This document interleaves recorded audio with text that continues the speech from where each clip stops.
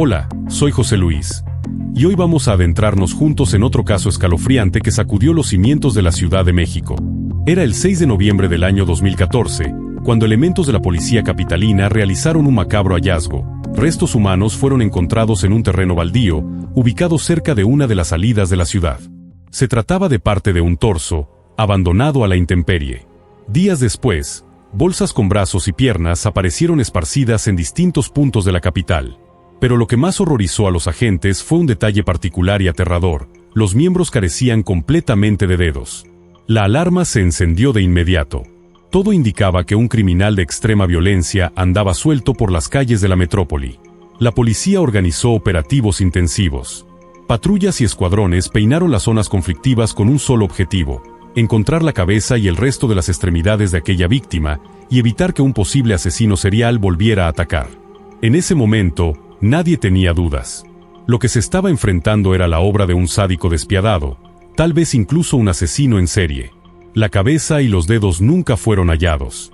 Sin embargo, gracias al trabajo meticuloso de los peritos forenses, se pudo determinar que todos los restos correspondían a una sola persona. No obstante, la identificación resultaba imposible.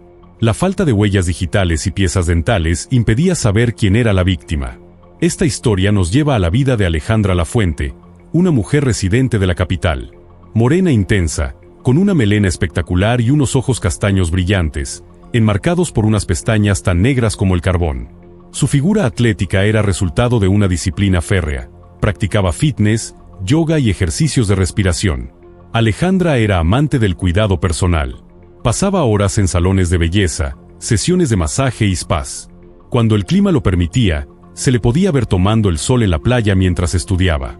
En días nublados, acudía a las camas de bronceado. Era evidente, se adoraba a sí misma y se consideraba el modelo ideal de belleza femenina.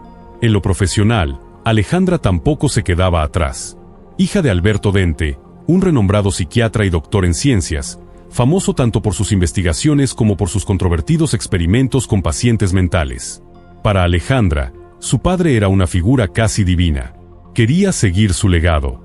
Por eso, se inscribió en la mejor universidad de psiquiatría del país y se graduó con honores.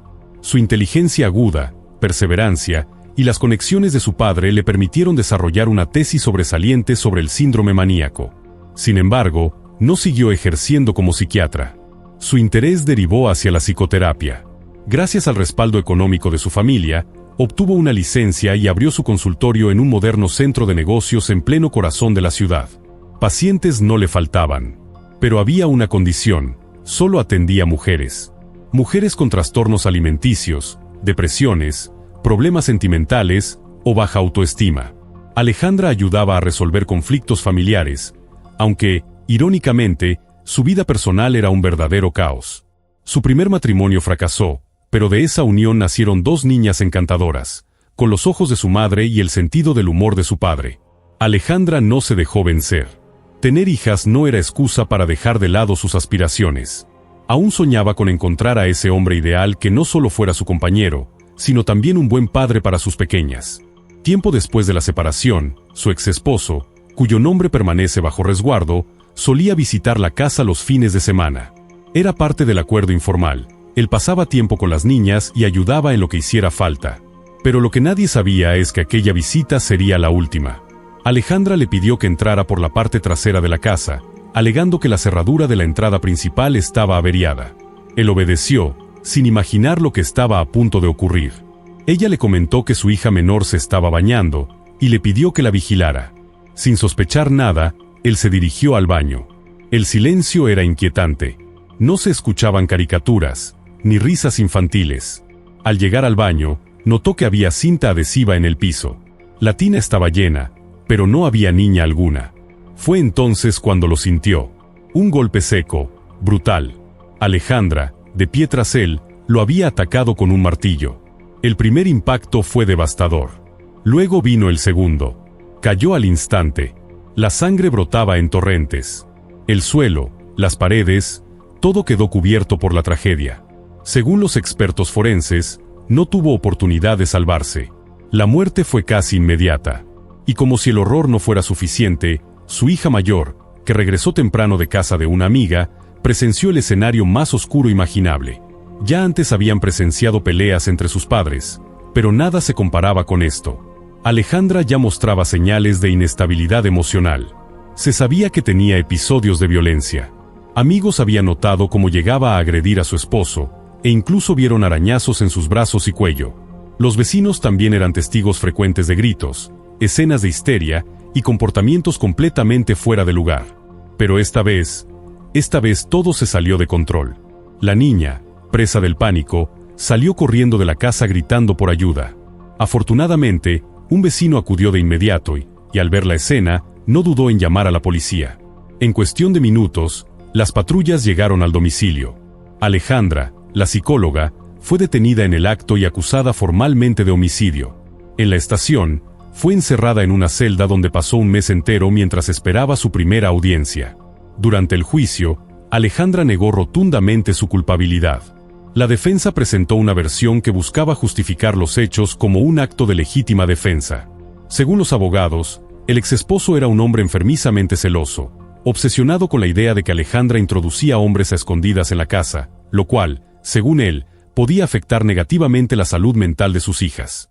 Aquel día, aseguraban los abogados, él llegó sin avisar, accedió por la puerta trasera con la intención de sorprender a su exesposa en una supuesta infidelidad. Al encontrarla en el baño, según esta versión, intentó agredirla mientras ella armaba un mueble. Alejandra, en un acto desesperado, habría tomado un objeto pesado y golpeado 2 veces a su agresor en la cabeza. El 14 de junio de 2012 se dictó sentencia.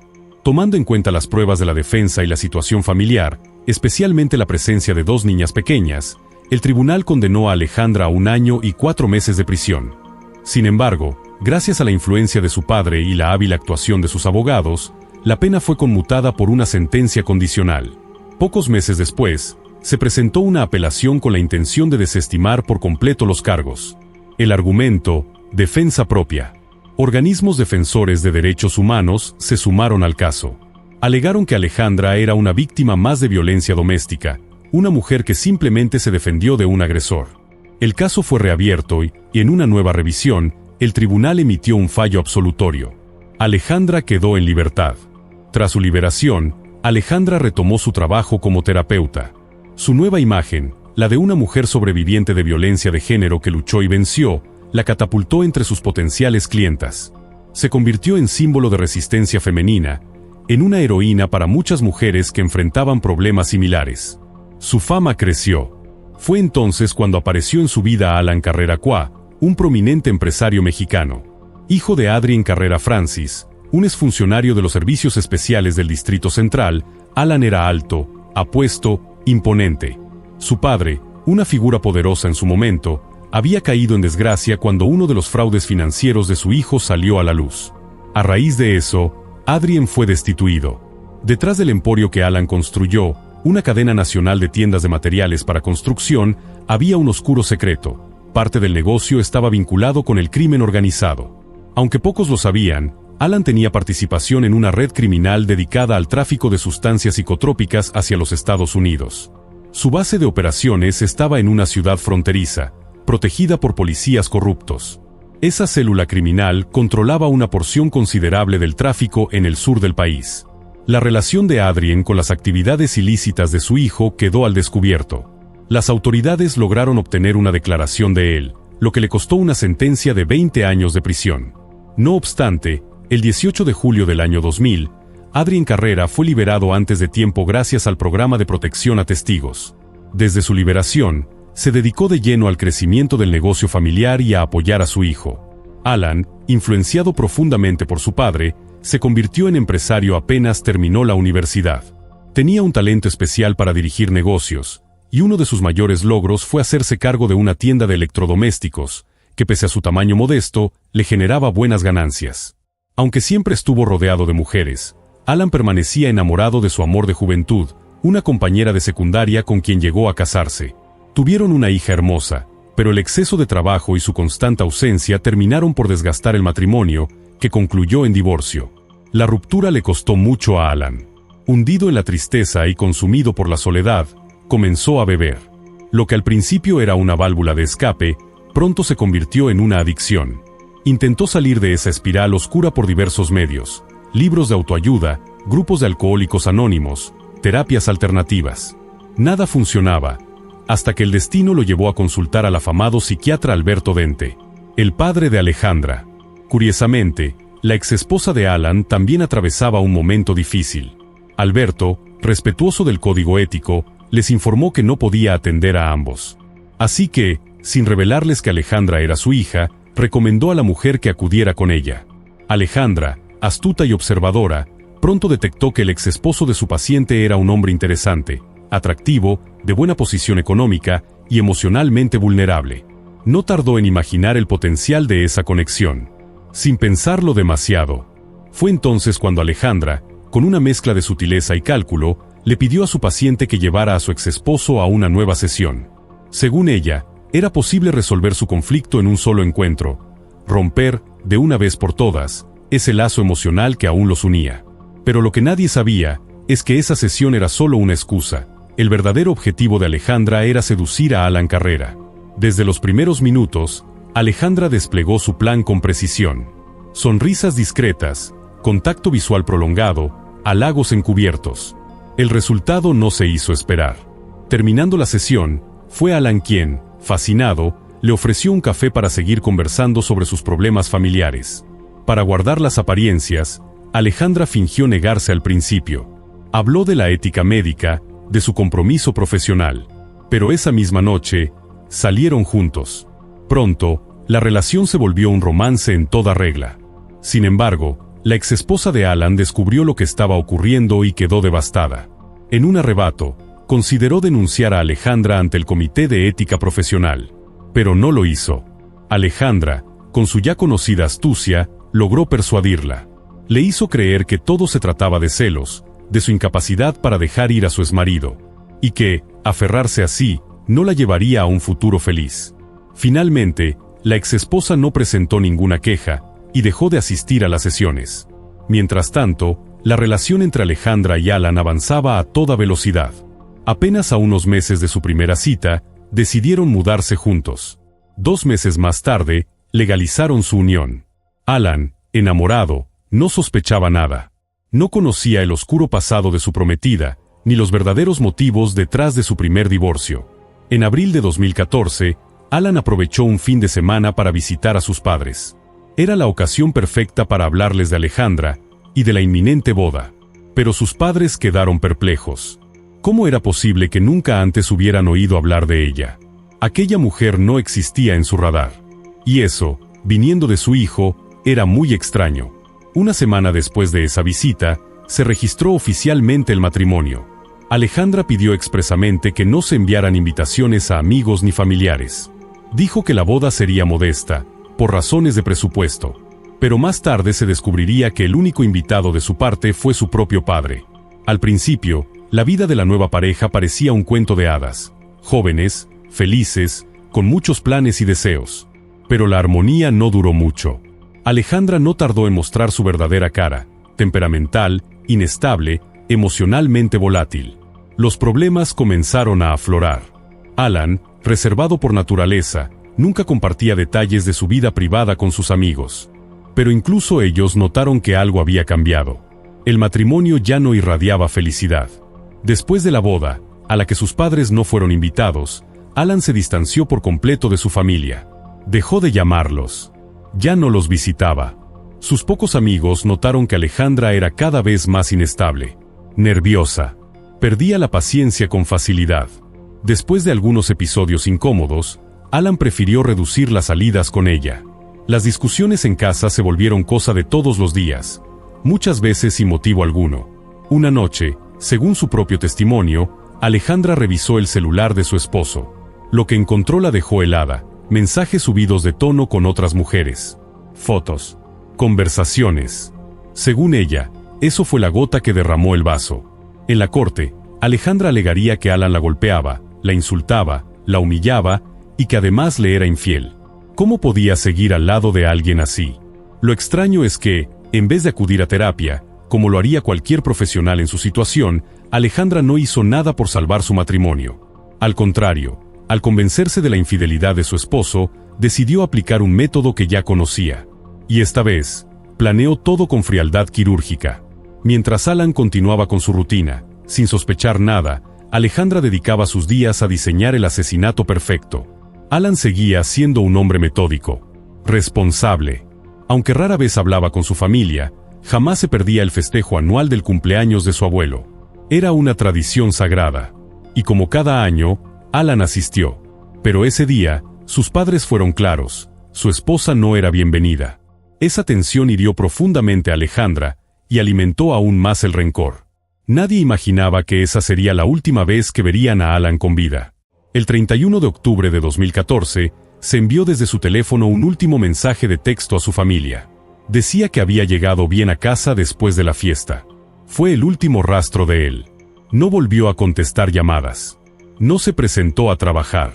Y eso, viniendo de Alan, un hombre disciplinado, puntual y obsesionado con el orden, era absolutamente inusual. Alan estaba a punto de lanzar una nueva línea de productos para su empresa. Su presencia era clave. Lo esperaban reuniones, inauguraciones y decisiones importantes. Pero lo que él no sabía es que su esposa ya había puesto en marcha un plan aterrador. Tras regresar de la fiesta familiar, una discusión más terminó por desatar la tragedia. Alejandra, decidida a deshacerse de su esposo de una vez por todas, puso un potente somnífero en el vaso de leche que Alan tomaba religiosamente cada noche antes de dormir. Cuando el efecto del medicamento comenzó a hacer efecto, Alejandra tomó una almohada y lo asfixió. Lo observó. Lo miró mientras su respiración se hacía cada vez más débil. Mientras intentaba, en vano, quitarse la almohada del rostro. Y ella lo disfrutó. Solo alguien con una mente profundamente perturbada podría contemplar con placer semejante escena. Pero lo más difícil aún estaba por venir: ¿qué hacer con el cuerpo? No lo había planeado. Y el cadáver era demasiado pesado. Improvisando, salió al jardín del vecino y como si se tratara de una tarea cotidiana, sustrajo una sierra eléctrica. Con una sonrisa macabra, descuartizó el cuerpo de Alan. Solo una sádica podría haber cometido semejante atrocidad. Meticulosamente, separó cada parte. Cortó los dedos, extrajo los dientes. Sabía que esas partes podían ser utilizadas para identificar el cadáver si llegaban a encontrarlo. Luego, colocó los restos en bolsas negras y las metió en maletas, con la intención de sacarlas de la casa sin levantar sospechas. Pero algo salió mal. Al amanecer, cuando intentaba salir con las maletas, una vecina, una mujer mayor con insomnio, la vio desde la ventana. Se sorprendió, era muy temprano, y Alan no estaba ayudando con el equipaje, cosa extraña tratándose de maletas tan pesadas. Además, Alejandra se comportaba de forma rara. Miraba constantemente hacia los lados, como si temiera ser descubierta. Alejandra regresó poco después a casa, lo que terminó por alarmar aún más a la vecina. Más tarde se sabría que había distribuido las bolsas con los restos de Alan en distintos puntos de la ciudad para despistar a las autoridades. Esa mañana, Alejandra volvió a su vida como si nada hubiera ocurrido. Pero el 6 de noviembre de 2014, la pesadilla comenzó a revelarse. La policía de la Ciudad de México halló un torso humano. No tenía dientes. Tampoco tenía dedos. La brutalidad del hallazgo sacudió a toda la fuerza policial, que entró en estado de alerta. Menos de 24 horas después, aparecieron más restos en distintos barrios de la capital. Lo más desconcertante, las distancias entre los lugares eran demasiado grandes. La explicación llegaría más tarde. Esas ausencias prolongadas de Alejandra de su domicilio no eran coincidencia. Los restos fueron enviados al mejor laboratorio forense del país. Pronto, los expertos concluyeron que pertenecían a una sola persona. En un intento por desviar las sospechas, Alejandra comenzó a mandar mensajes a los familiares de Alan, haciéndose pasar por él. Decía que habían salido de vacaciones y que estarían incomunicados. Lo que no sabía es que Alan ya no tenía contacto con su familia. Había un silencio que nadie se explicaba. El plan se vino abajo cuando el padre de Alejandra, el doctor Alberto Dente, comenzó a llamar a la casa de los padres de Alan. Les preguntó si sabían algo de su hija, ya que no se había presentado a su consultorio y sus pacientes estaban inquietos. Después, volvió a llamar, y esta vez les informó que Alejandra había sido ingresada a la fuerza en una clínica. Sufría depresión, dijo, por una supuesta infidelidad de su esposo. Eso encendió todas las alarmas. La familia de Alan, angustiada, trató de contactarlo, sin éxito. Entonces decidieron acudir a la policía. Los forenses compararon los restos con las características físicas de Alan Carrera. El resultado fue contundente, coincidencia del 100%. Los familiares lo identificaron. Para su abuelo, fue devastador. Era su único nieto. Pocos días después del reconocimiento, enfermó del corazón. Las autoridades giraron una orden de cateo para la casa y la oficina del empresario. En el patio trasero hallaron una porción de tierra removida recientemente. Al excavar, encontraron los dedos y dientes de Alan. El horror sacudió por completo a la capital. Alejandra fue arrestada de inmediato. En la casa, también se encontraron rastros de sangre en una habitación, en la cajuela del auto y en el garaje. Al principio, intentó negar toda culpabilidad. Pensaba que, al igual que con su primer esposo, podría salirse con la suya. Pero esta vez, la evidencia era abrumadora. La testigo clave fue la vecina Insomne. Su testimonio concordaba con la hora estimada de muerte de Alan. Además, se descubrió que Alejandra usó su posición profesional para obtener un potente medicamento controlado, accesible solo para médicos. Eso agravó aún más su situación. Los investigadores también obtuvieron imágenes de cámaras de seguridad. Se confirmaba que Alan había entrado en la casa, pero jamás salió. Y en las grabaciones también se veía cómo Alejandra sacaba las maletas. Las maletas que escondían el cuerpo de su esposo. El 10 de diciembre de 2014, el jurado llegó a un veredicto. Alejandra Lafuente fue condenada a cadena perpetua. Los cargos eran claros: asesinato con extrema brutalidad, intento de encubrimiento y abuso de su posición profesional. Todo jugaba en su contra. La imagen de la psicoterapeuta quedó destruida para siempre. Ni siquiera su padre, el renombrado psiquiatra Alberto Dente, pudo salvarla esta vez. A pesar de haber movido influencias y ofrecido sobornos para evitar su encarcelamiento, lo único que logró fue que el juicio se llevara a cabo a puertas cerradas, lejos del ojo público y de la prensa. No lo hizo por proteger a su hija, sino por protegerse a sí mismo. Porque, ¿quién buscaría atención psicológica con un profesional incapaz de detectar el monstruo que había criado en su propia casa? Durante el juicio, salió a relucir también el caso de la muerte del primer esposo de Alejandra. Aunque no se encontraron pruebas concluyentes, por el tiempo transcurrido y la falta de evidencia física, las sospechas crecieron. Incluso se barajó la posibilidad de que su padre hubiera estado implicado en ambos crímenes, actuando en complicidad con su hija. Algunos pensaron que lo habían hecho por interés científico. Pero ninguna de esas teorías pudo probarse. Tras múltiples apelaciones por parte de la familia de la víctima, la sentencia fue conmutada a pena de muerte. Un hecho prácticamente inédito en el México moderno, donde este tipo de condenas son sumamente excepcionales. Pero la brutalidad del crimen, el premeditado encubrimiento y la manipulación de recursos médicos ilegales sellaron el destino de Alejandra. El caso no podrá ser revisado. No habrá nuevas audiencias. Todo terminó. Además, la casa y los bienes de la acusada fueron transferidos a la familia de Alan Carrera. Aunque eso, por supuesto, no consuela. Ninguna herencia puede compensar la pérdida de un hijo, de un nieto, de un ser querido arrebatado con tanta violencia. Alejandra Lafuente resultó ser una mujer metódica, fría, profundamente trastornada. Aunque los exámenes médicos oficiales concluyeron que no padecía enfermedad mental alguna, era evidente que algo muy oscuro se escondía detrás de su imagen de terapeuta respetable. La influencia de su padre, el exceso de poder y la impunidad tras su primer crimen, la convencieron de que podía hacer lo que quisiera. Y lo hizo. Si Alejandra no hubiera sido absuelta aquella primera vez, tal vez Alan seguiría con vida. Pero ya es demasiado tarde para hablar de eso. Gracias por acompañarnos en esta historia estremecedora. Con ustedes estuvo José Luis. No olvides suscribirte al canal, porque aún quedan muchas verdades oscuras por descubrir. Nos vemos en la próxima.